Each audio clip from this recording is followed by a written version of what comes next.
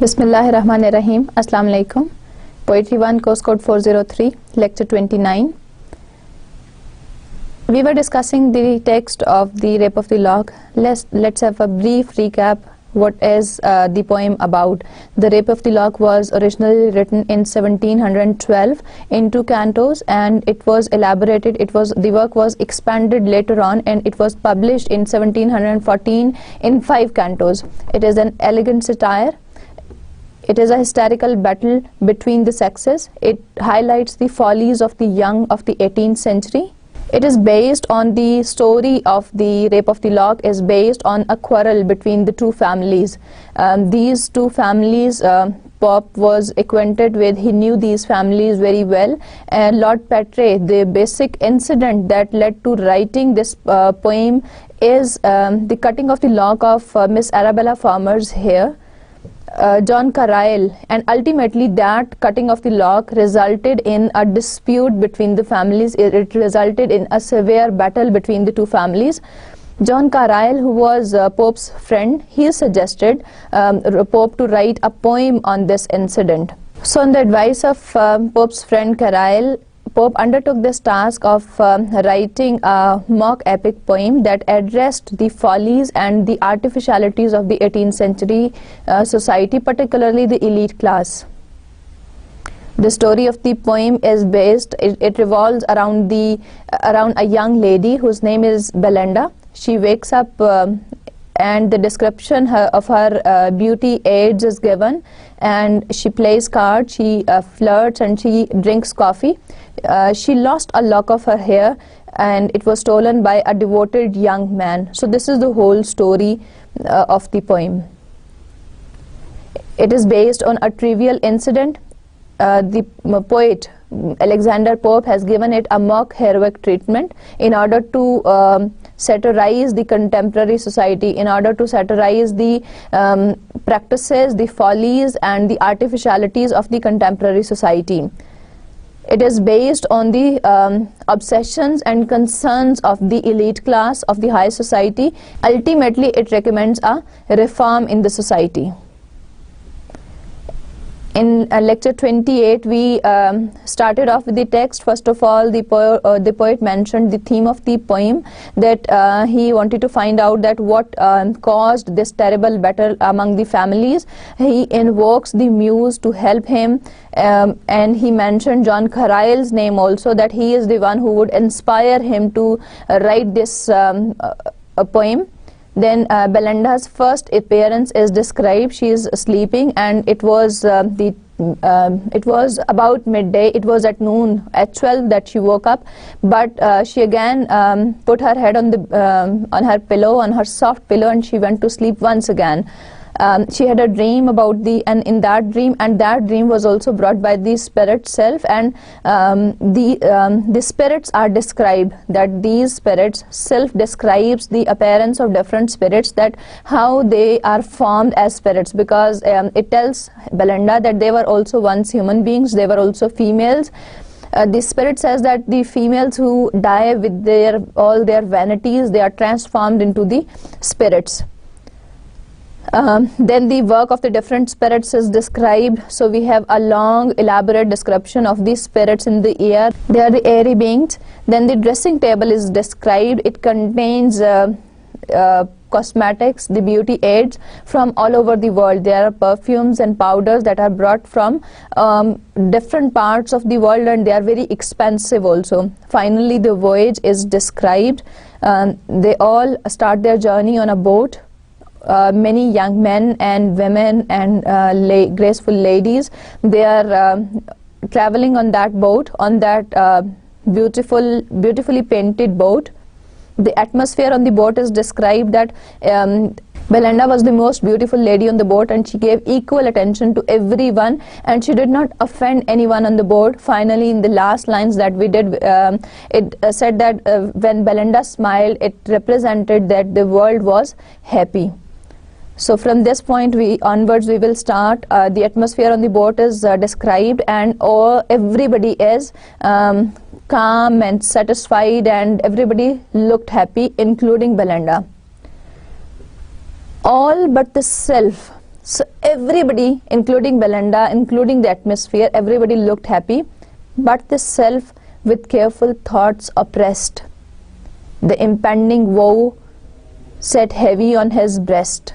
So everybody looked happy except the self. The self, the spirit, was concerned about, it was worried because of the danger, because of the threat. The impending woe sat heavy on his breast. He was worried, he was grievous because of the coming danger.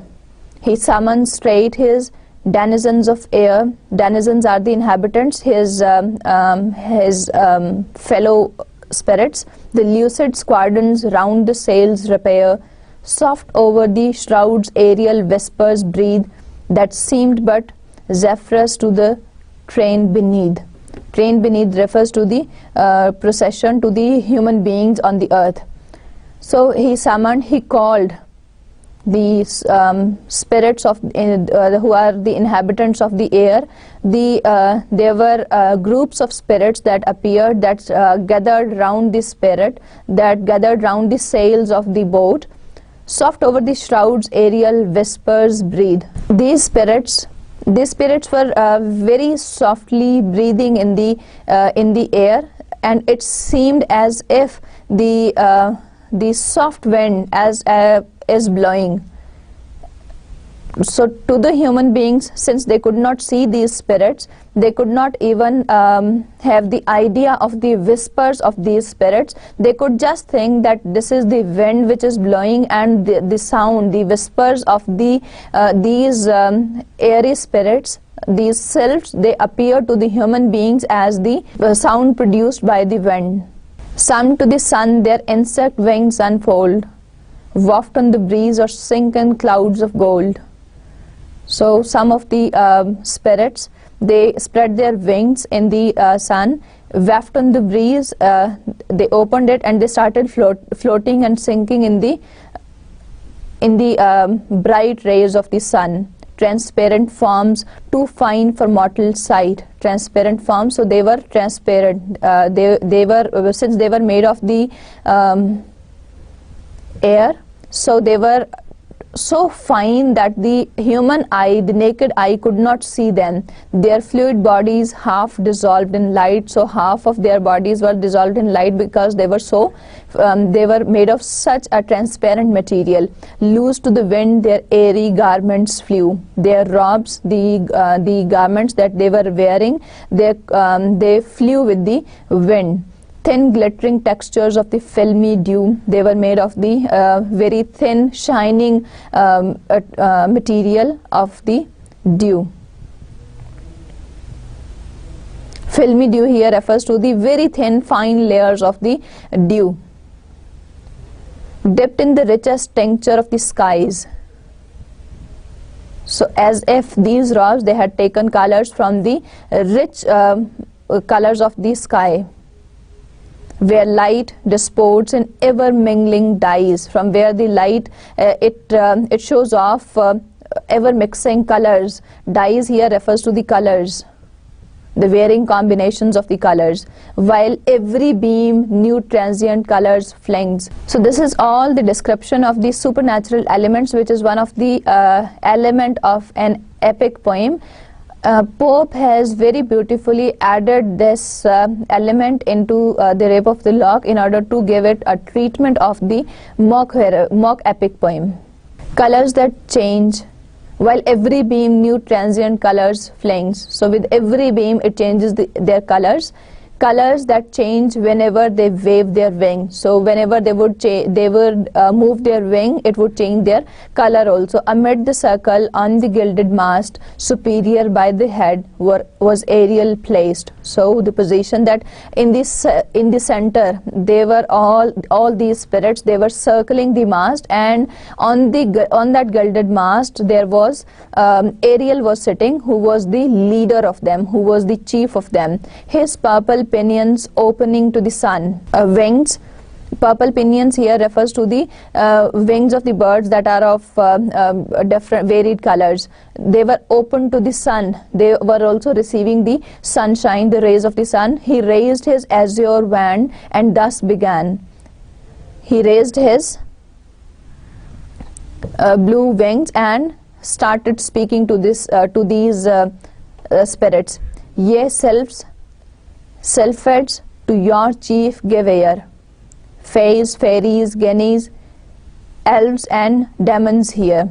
He started addressing them. He starting addressing the different types of supernatural beings, because they were from different fields. There were selves, there were selfeds, there were fays, fairies, genies, elves and demons. So he addressed them all. He asked all of them to hear him. Ye know the spheres and various tasks assigned. You know the field of the work that has been assigned to you by laws eternal. These tasks have been, or this work has been assigned to you by the eternal laws. To the aerial kind. Aerial here refers to the airy spirits. Some in the fields of purest ether play, and bask and whiten in the blaze of day.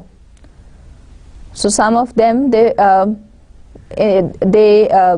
play in the fields. The purest ether they play in the fields, and some they enjoy the sunshine of the day, and they take the energy and warmth from it. Some guide the course of wandering orbs on high, or roll the planets through the boundless sky. So this is the work of all these spirits, that what they are supposed to. Some of them they have to roam about in the field. Some of them they take the sunshine, they enjoy that. Some of them they wander about in the circles of the planets. Some of them have to follow the path of the shooting stars. Some less refined beneath the moon's pale light hover and catch the shooting stars by night. There are certain others who are less refined, who are less bestowed. There are certain others who are less bestowed, and they under the moon's dim light they move around and they catch the falling stars, or suck the mists in grosser air below, or dip their pinions in the painted bow, or brew fierce tempests on the wintry main, or over the glebe distill the kindly rain. Others on earth over human race preside, watch all their ways and all their actions guide. There is another group that prepare the fierce storm during the winter season, and there is another group who distills, who brings soft rain to the earth where the human beings live. So watch all their ways. And there is still another group who is present with the human beings, and they watch their ways, the way they move about in the society, and their actions guide, and all their actions guide. They are the ones who guide the actions of human beings. So all these spirits, they are varied, and they have got different tasks in the universe. And some of them they move about, some of them are mischievous, some of them are so they have got these different responsibilities that they have been assigned. They keep on doing these they keep on performing these responsibility very devotedly. Finally, the last group is devoted, or is present on earth with the human beings. They watch their ways and they watch their manners, and they guide their actions. They guide them. Whatever the human beings do, they guide them. Of these, the chief the care of nations own, and guard with arms divine the British throne. So chief of these, the most important of these, are the ones that take care of the nations, of their own nation, and guard with arms, and with their weapons they keep a guard on the British throne. Arms divine, with their divine arms, with their heavenly weapons, they guard the British throne.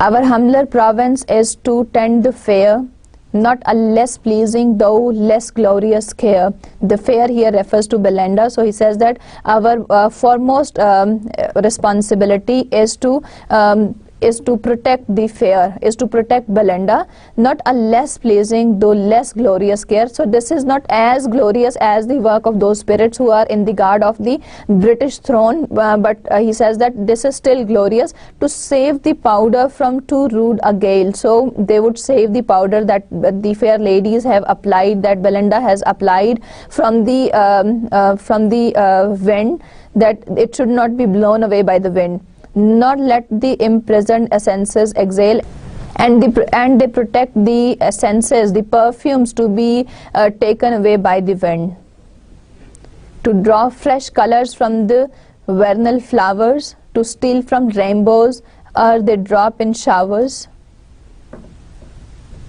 a brighter wash to curl their waving hairs, assist their blushes and inspire their airs. Nay, oft in dreams invention we bestow, to change a flounce or add a furbelow. So what do? They bring fresh colors from the from flowers during the spring season, because during the spring seasons the flowers bloom and they are very fresh. So some of these spirits, they are appointed for bringing the fresh colors from those spring flowers, to steal from rainbows or they drop in showers. So before the rainbow colors are lost in the rain, they steal the colors of rainbow, a brighter wash, a lotion for the brighter skin, to curl their waving hairs. They curl the hair of the females, or they bring a curl to the hair of the ladies, assist their blushes, they help them in their blush, and inspire their airs, and they inspire their airs so that they may oft in dreams, even when they are in dreams, invention we bestow,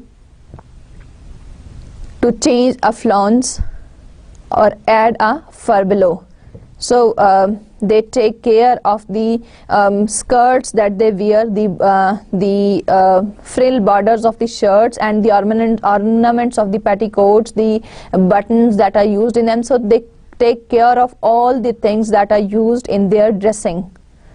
This day black omens threat the brightest fair. The brightest fair refers to Belinda, that today black omen is a sign of some disastrous event, some bad future, that something bad is going to happen. So us din subah, the self is addressing to those airy spirits, and it says that today morning a black omen threatened the young lady that ever deserved a watchful spirit's care, that she is the one who deserved the care, who deserved the protection of the spirits.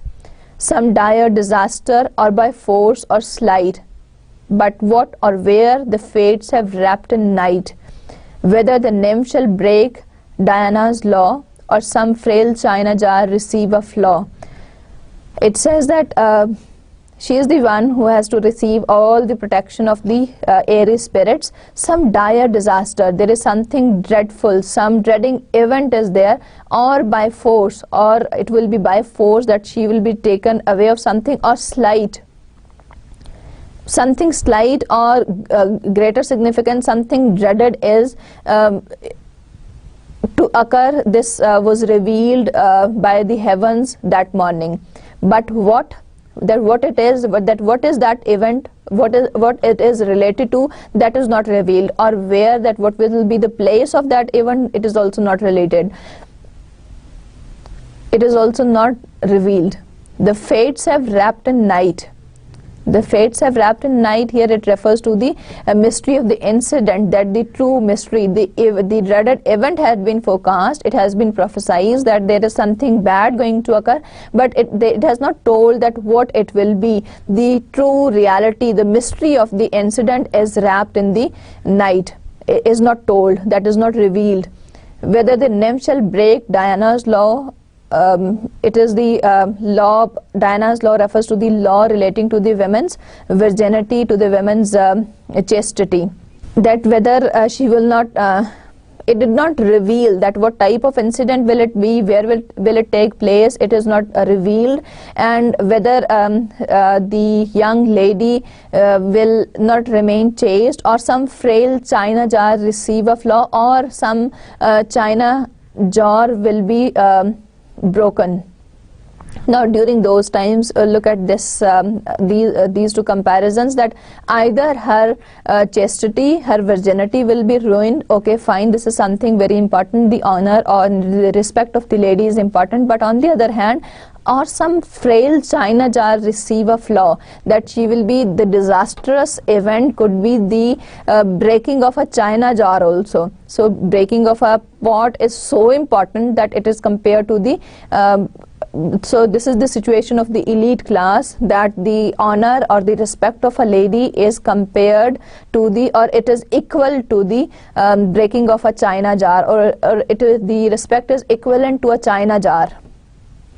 Or stain her honor, or bring some stain to her respect, her honor, or her new brocade.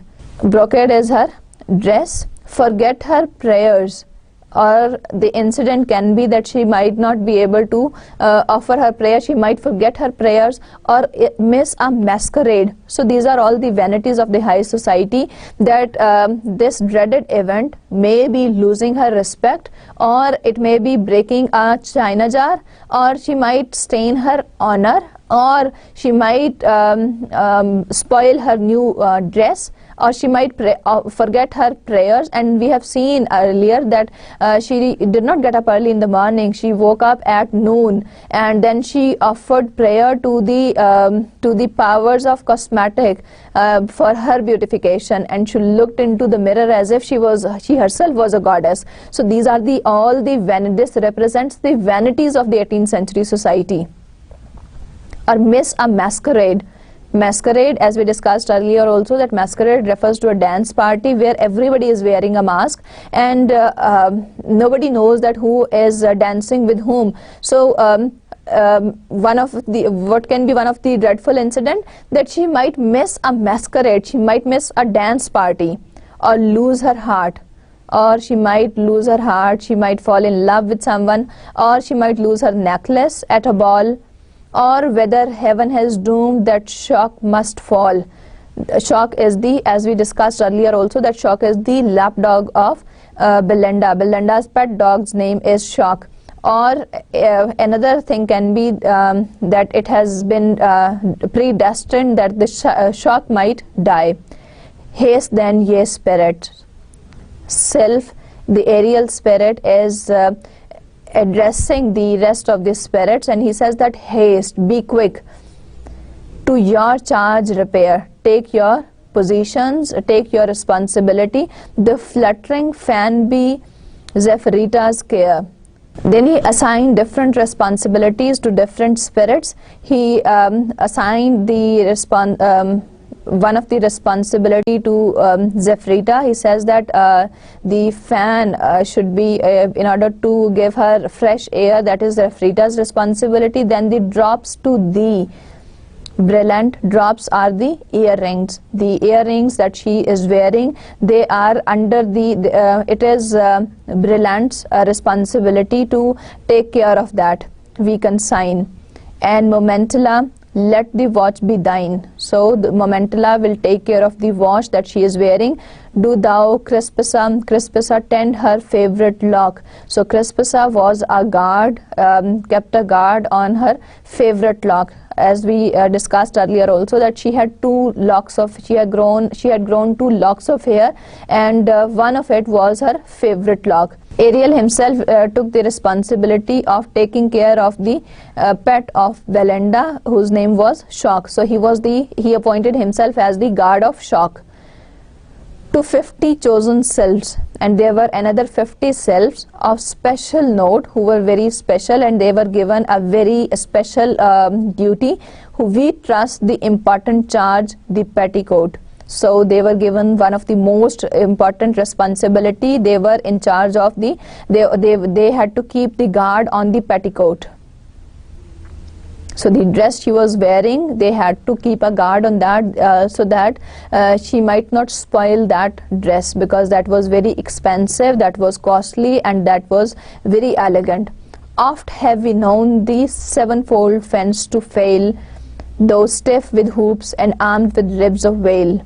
So this is the description of the petticoat. That petticoat, it is known that it contains several folds of fence, and it is stiffened with the hoops and with the ribs of the whale, form a strong line about the silver bound. It forms a strong line with the silver bound with the border, and guard the wide circumference around, and it keeps a guard, it protects itself around the on all the sides of her petticoat.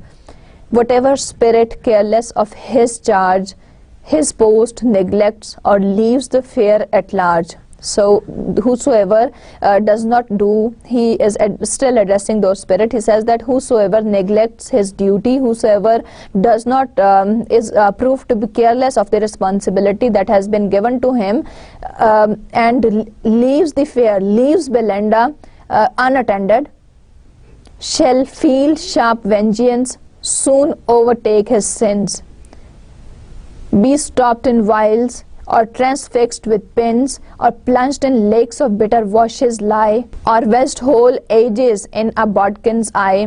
Guns and pomatums shall his flight restrain, while clogged he beats his silken wings in vain. Whosoever spirit neglects its duties, leaves Belinda unattended, will be punished severely. And what type of punish will be given to that spirit? It will be confined to a narrow glass container, and it will be fixed into that through the pins, and it will be washed in the bitter liquid in order to wash away the colors of its wings. It will be pierced with a pointed needle, and the material which is used for removing the wrinkles on the face, the material which is usually used before the makeup to remove the wrinkles from the face, that material will be used to stick the wings of the spirit, so that it cannot fly. And it will be, after that, it will be useless for the spirit to move its wing uselessly. Or a loam styptics with contracting power, shrink his thin essence like a rivaled flower.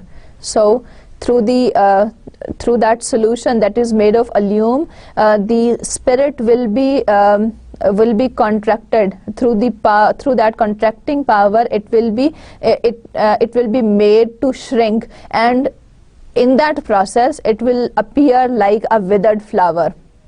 Or an Ixion fixed, the wretch shall feel the giddy motion of the whirling mill, in fumes of burning chocolate shall glow, and tremble at the sea that froths below.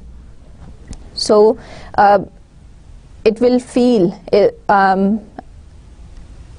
Ixion is a mythological king of Thessaly, and he was a miserable fellow, and he was moved, he was put into the whirling mill, and because of that he felt very dizzy. So this same kind of treatment will be followed with these. In fumes of burning chocolate shall glow. So because with those fumes of burning chocolate, the person will tremble at the sea, and it will tremble at the sea with the foam on the surface of it.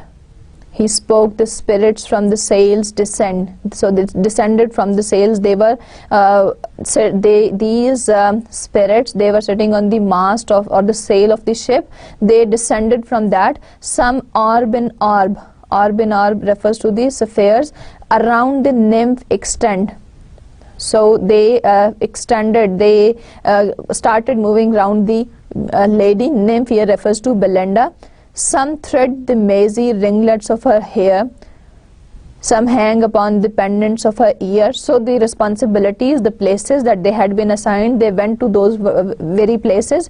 So some they started moving around those ringlets of her hair, those locks of her hair, and some hung with her pendants, pendants of her earrings that she was wearing. They hung with that. With beating hearts, the dire event they wait, and they started waiting for that dreadful event that they were told about. Anxious and trembling for the birth of fate, they were anxious about, and they were apprehensively waiting for that dreadful event about which they were told. They were waiting for the incident, for the fate to reveal that horrible incident.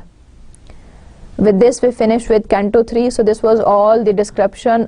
This was based on the description of the airy spirits who are present in this world and who have got different responsibilities to perform in this world. Some of them, they are with human beings and they keep a guard on them and they guide human beings in different ways. Then Ariel self gathers all these spirits and addresses them and assigns them different responsibilities of taking care of Belinda. He tells them that there is a dreadful event that is going to occur that very day, and he assigned different tasks to different spirits, and he strictly warned them that whosoever will neglect his or her duty will be punished very severely. And the spirits, they took their positions, their respective positions, the responsibilities that they were assigned.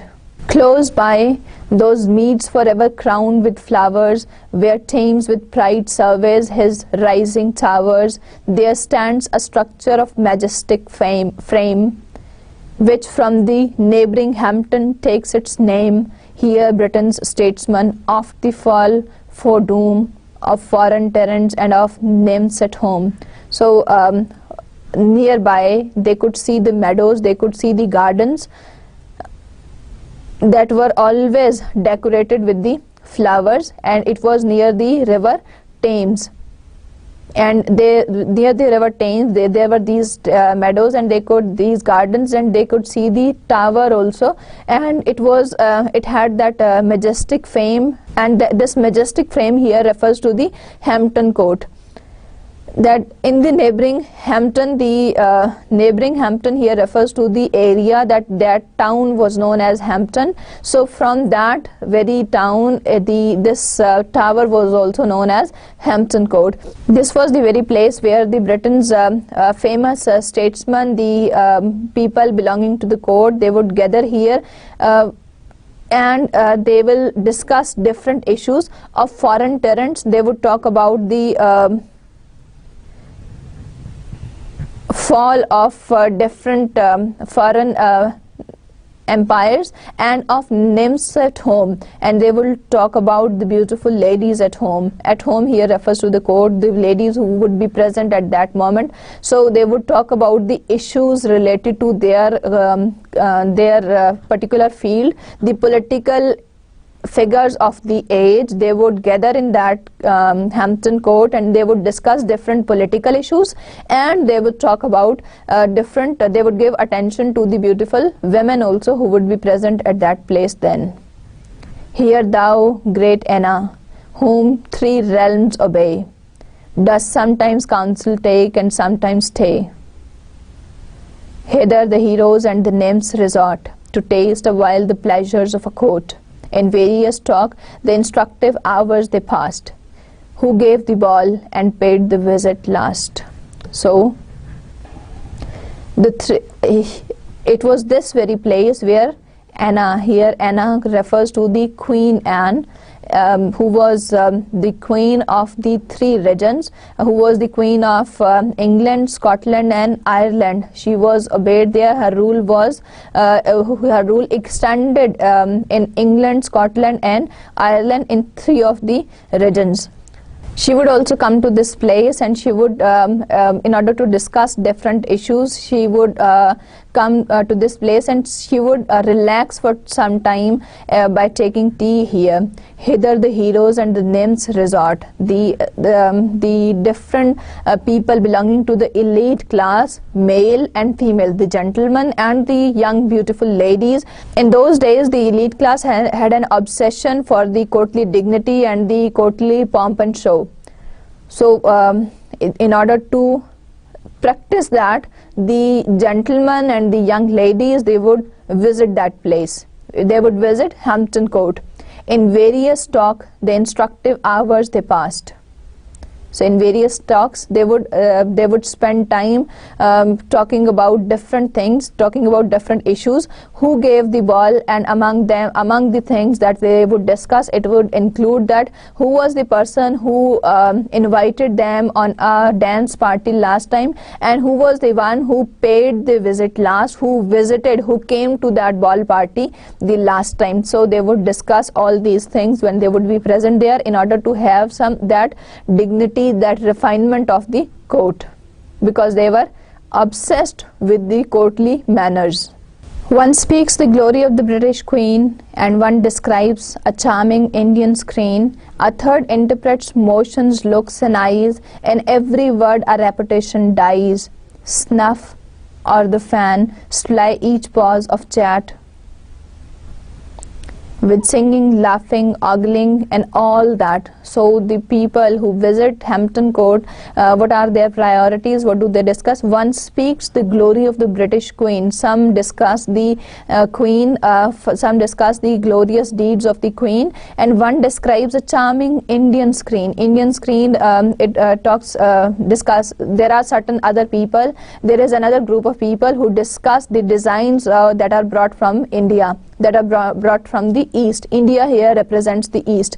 A third interprets motions. There is another person, so another person would talk about the motions, the looks and eyes. That person would talk about the people who are present at that place, and he would talk about the way somebody behaved, the way that person looked, and the way that person looked at others.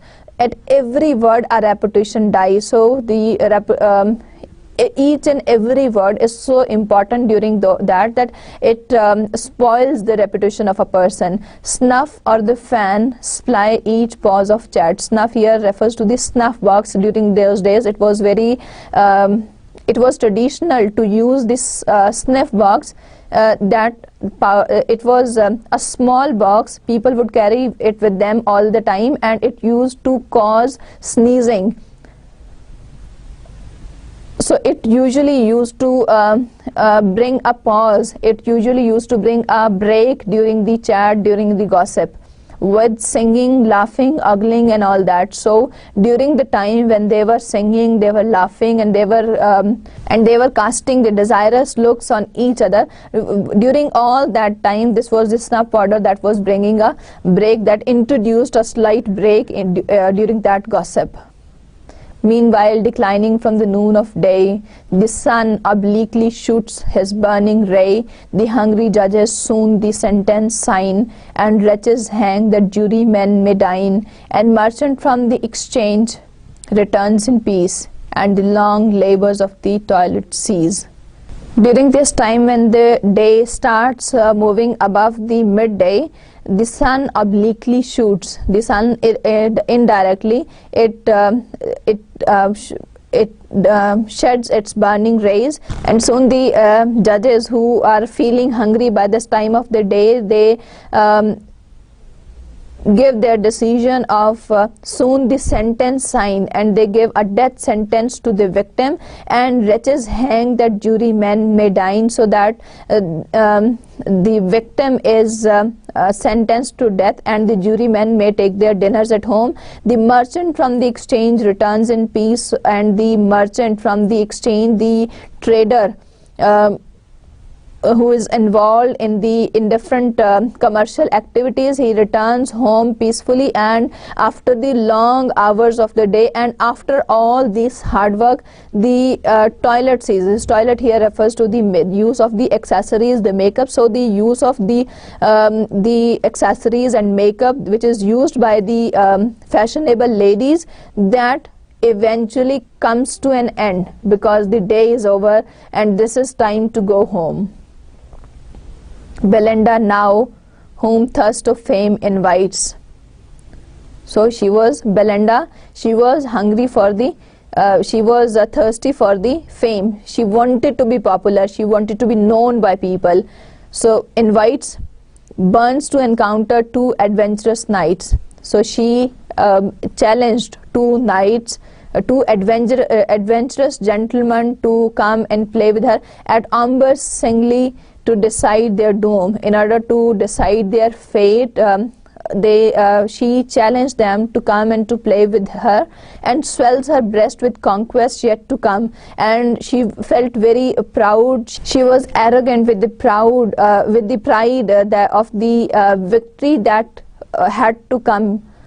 Straight the three bands prepare in arms to join. The three bands here refers to the three players, because as we discussed earlier also, that Amber is played in three players. So one is Belinda, and she challenges two other knights, two other adventurous young gentlemen. She invites them. So three of the bands, three of these parties, they prepare to join to start the battle. So in arms they start with the weapons. So weapons here, this is in order to give it the mock heroic treatment, Pope is using such words. Otherwise they are going to start the game. They are going to play a game which is like the game of cards, which is like the game of chess.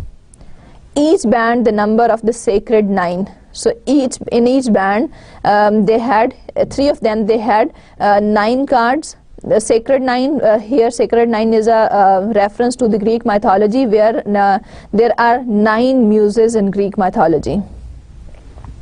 Soon as she spreads her hand, the aerial guard descends and sit on each important card. The aerial guard, the spirits, when she held those cards in her hand and she spread them, the aerial spirits, the spirits who were keeping a guard on her, who were protecting her, they descended and they sat on the important cards. First Ariel perched upon a matador, then each according to the rank they bore. So Ariel, since it was the leader, so it sat on the matador, which was the matador was the high card in the Amber, it is the king.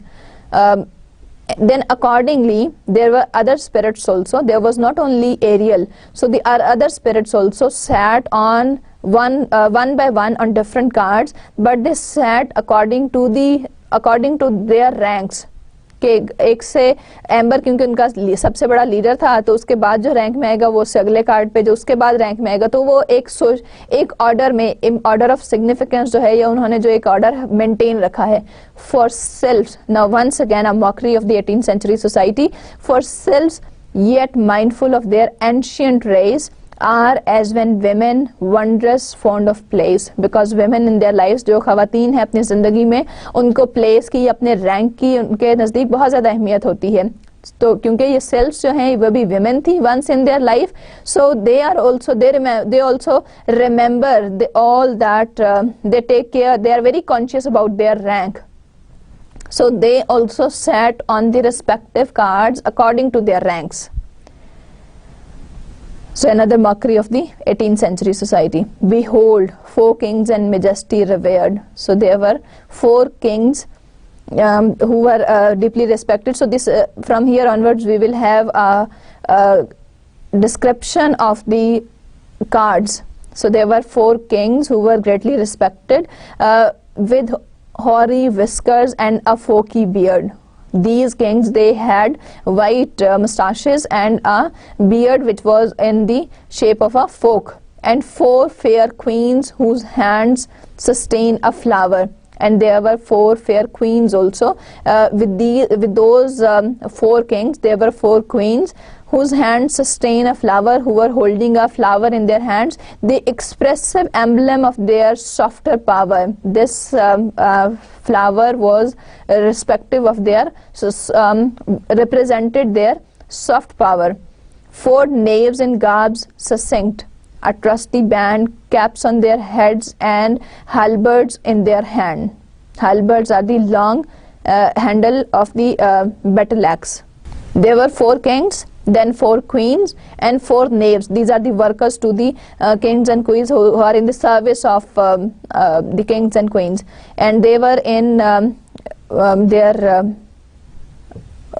particular, they were wearing their particular dresses, and there was a trusty band, caps on their heads, wearing the caps on their heads and having that battle axe in their hands as if they are in a battle. So this is the description of the cards, but in a way it resembles the description of a battle scene where the workers are ready to fight for the kings and for the honor of the kings and queen.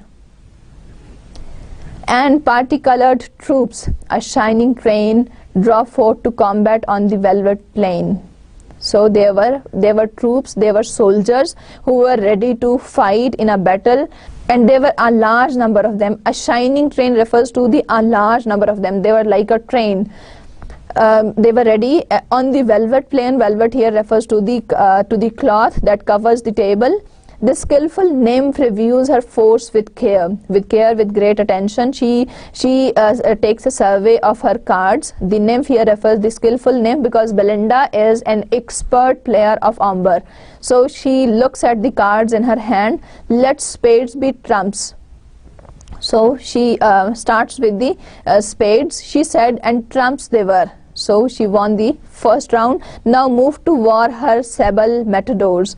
In the next move, she attacks with the matadors and show like leaders of the swarthy Moors. So they were these matadors. They had the matadors. Here is a reference, and in show, so in appearance, these matadors, they appeared like the leaders who had the dark complexions, who were like the Moors. Moors are usually people who are dark complexioned. Spadillo, first unconquerable lord. So Spadillo is the card of spades, and it is the unconquerable. It is the unconquerable lord, led off 2 captive trumps and swept the board.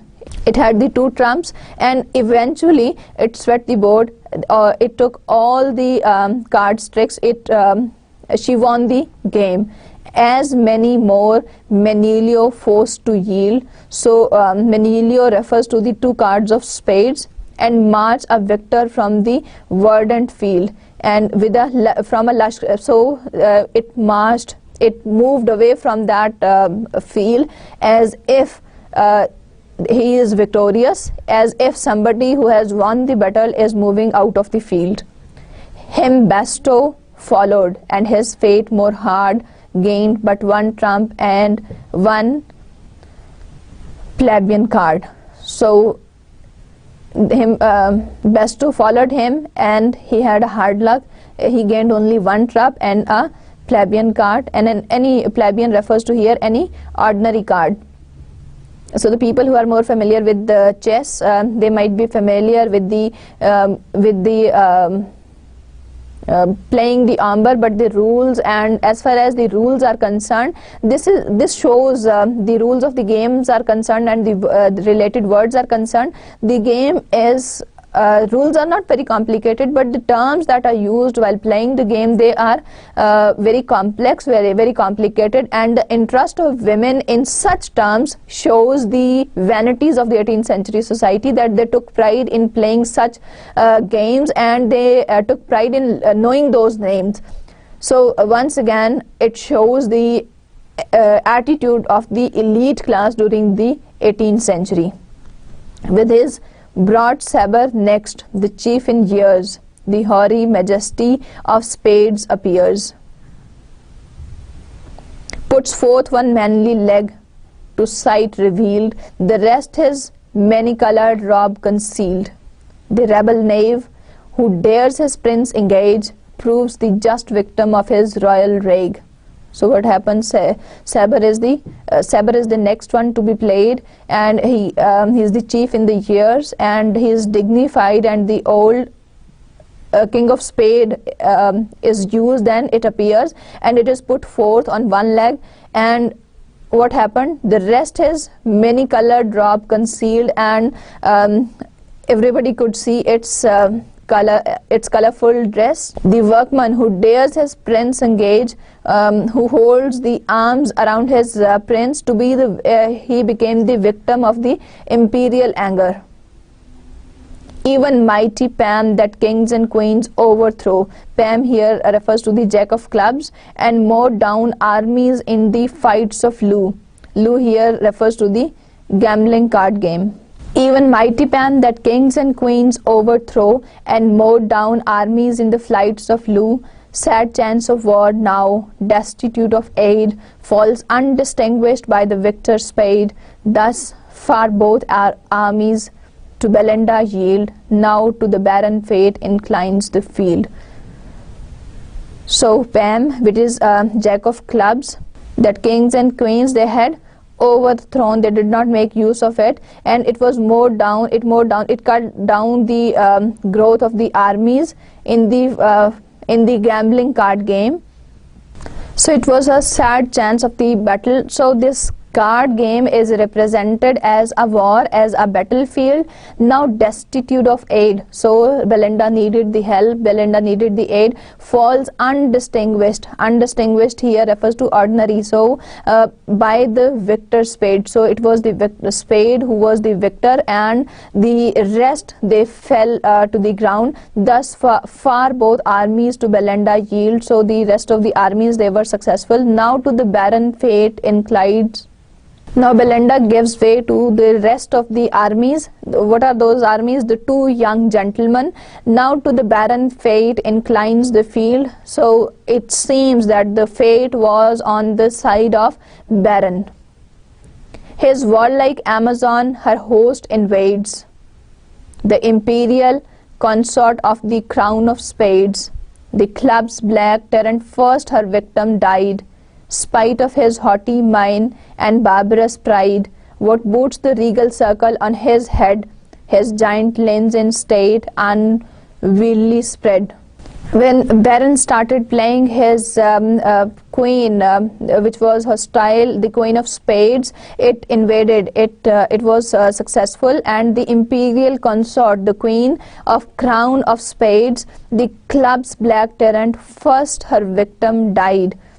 So it is all the description of the cards, that different cards were used. The club, which was a black tyrant, first her victim died. So her first victim died, spite of his haughty mien. He was very arrogant, he was very proud, because in spite of its arrogant face and barbarous pride. What boots the regal circle on his head? Boots here refers to the kick. His giant limbs in state unwieldy spread. So they were difficult to manage. The giant limbs, the arms and legs of the regal circle, they were difficult to manage, they were difficult to control. That long behind he trails his pompous robe, of all monarchs only grasps the globe. The long behind he trails, so he was having behind him the pompous robe, his gown behind him, and of all monarchs only grasps the globe. He could take hold of the globe. The Baron now his diamonds pours apace, the embroidered king who shows but half his face, and his refulgent queen, with powers combined of broken troops and easy conquest find. So his diamond, he put forth his diamond, on which there was a king who was wearing the embroidered gown, and he his half of his face was reflected on the card, and the brilliantly shining queen, who had the powers combined of broken troops and easy conquest find, and because of the broken troops she could get an easy way of success. Clubs, diamond, hearts in wild disorder seen. So the clubs, the diamonds, the hearts, they were all in chaos, they were all in a scattered position, while throngs promiscuous straw the level green. Thus when dispersed a routed army runs, of Asia's troops and Africa's sable sons. With like confusion, different nations fly in various habits and of various dye. So here it describes the scene, because the luck was on Baron's side and he was successful with all his tricks. The cards that Belinda were holding in her hands, they were lying in disorder and chaos, and they were lying in the same position as if the troops in Asia or in Africa, they are lying in the same way, they are lying in a similar scattered position as if the troops of Asia and Africa are lying in this scattered position like the black-skinned children. With like confusion, different nations fly with a similar confusion, with a similar disorder and chaos. Different nations, they run into confusion in various habits. They are of various religious they belong to various religious groups and of various dye, and they have various colors since they belong to different countries. So they also, when such armies are brought together who belong to different religions, who belong to different regions of the world, they are so scattered. So same was the condition of Belinda's cards in her hand because of the victory of Baron and the other gentleman. The pierced battalions disunited fall. So the pierced battalion, the army which is affected, which is influenced. So the cards here, the cards that Belinda holds in her hands, they are represented by the battalion, by the army. उस army के साथ उसको कहा गया है कि जो कि इन्फ्लुएंस हुई है, जो कि विक्टिमाइज हुई है. It fell disunited. In disorder, it was in the form of chaos. In heaps on heaps, one fate overwhelms them all. So they are lying in heaps and heaps. उनके वहाँ पर वो पूरे ग्रो के grow में पड़े हुए हैं, but their fate has brought them that downfall. The knave of diamonds now tries his wily arts. Now she tried once more with the knave of diamonds. Wily arts are the crafty, the clever, skillful art, and wins, oh shameful chance, the queen of hearts. At this the blood of virgin's cheek forsook. A livid paleness spreads over all her look. So because of this, it was a shameful chance that she won because of the knave of diamonds, but and not because of the queen of hearts. For this success, there were signs of life on the virgin's face, on the virgin's cheeks. She started blushing because of that, because earlier she had turned pale because of losing the game. But now we could see the signs of life returning back to her face, and a livid paleness refers to the dull pale color. Her pale color, which was earlier extremely pale, it became a little dull. She sees and trembles at the approaching ill, just in the jaws of ruin and crocodile. And now, as oft in some distempered state, on one nice trick depends the general fate. An ace of hearts steps forth, the king unseen, lurked in her hand and mourned his captive queen. So what happened? She sees what? She looks at she trembles the fate. What fate? Because she is going to lose the game. At present, she was losing the game, just in the jaws of ruin and crocodile, because she was fearful of that. Crocodile is the term used in the game of amber when the challenger loses the game. So she was going to face that destruction, because she was the one who had challenged those two gentlemen, and she was the one who started that battle. And now, so what happened now? She was the one who was losing it. On one nice trick depends the general fate. See, it all depended on one trick.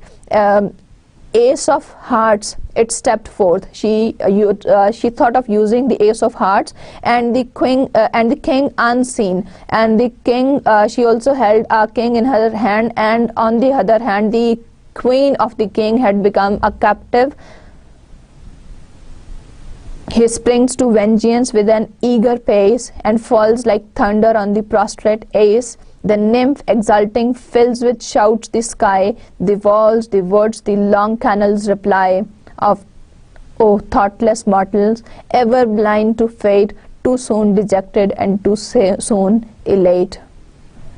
So he says that she uses that, and that card which was waiting for its a captive queen, he springs to vengeance. It goes to take the revenge with an anger pace and falls like thunder. It falls like thunder, and when she uses that king, it thunders on the prostrate ace and the nymph exulting. So with this she wins that round, and she has got all that pride and happiness for having won that round, and she starts shouting. And that shouting of hers, because of that victory, it fills the skies, the walls, it fills the gardens, the long canals even reply. She listens to her cries back. So she is shouting at her victory of thoughtless mortal. Oh, thoughtless mortals. Here it says that, oh, human beings who do not have the thoughts, ever blind to fate. You are blind to fate. You do not know what is to come. You do not have the idea what fate has to reveal for you. Too soon dejected, you will be sad, you will be unhappy very soon, and too soon elate, and you will be puffed up again. Sudden these honors shall be snatched away.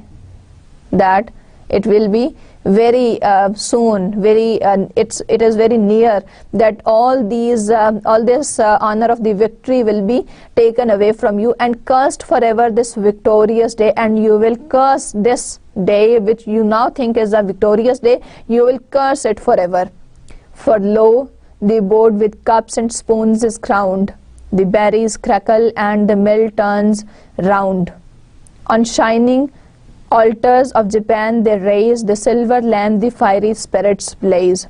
So basically this is an arrangement for the setting of the cups and spoons for the coffee and for the tea. So on the board with cups and spoons is crowned, these cups and spoons, they have been arranged, and the berries crackle and the mill turns round, and the berries there is a crackling sound of the berries, and the mill turns because of the coffee beans. The mills are turning, and they could hear that sound. Of shining altars of Japan they raise, and they are raised, they are put together on the altar that is made up of Japan. The silver lamp, this the fiery spirits blaze. That silver lamp, here silver lamp represents two things. The lamps are lighted, one thing for the purpose of light, and the other purpose that is associated with it, the intense emotions, because she was too emotional at that time, and she was burning with the intensity of those emotions, and because since she has won that game. From those silver pots they could sense the sweet smell of coffee, and the pots that are made of the china earth, that are made of china clay, they could from those the smoking tides, the steaming from the liquid and the liquid of coffee and tea, they could feel that. At once they gratify their scent and taste, and they satisfied their taste and their urge for through that aroma of coffee, and they tasted it while frequent cups. They took lots of cups in order to prolong their happiness. Straight hover round the fair hair, straight hover round the fair her airy band. So those spirits, they were moving around her, those fair creatures, they were moving her around her. Some as she sipped the fuming liquor fanned. So some of them, they as she was sipping coffee from her cup, they were trying to cool, they fanned in order to cool down the coffee so that her mouth is not burnt. Some overlapped their careful plumes displayed. Some were stretching their wings in her lap so that she does not spill anything in her lap.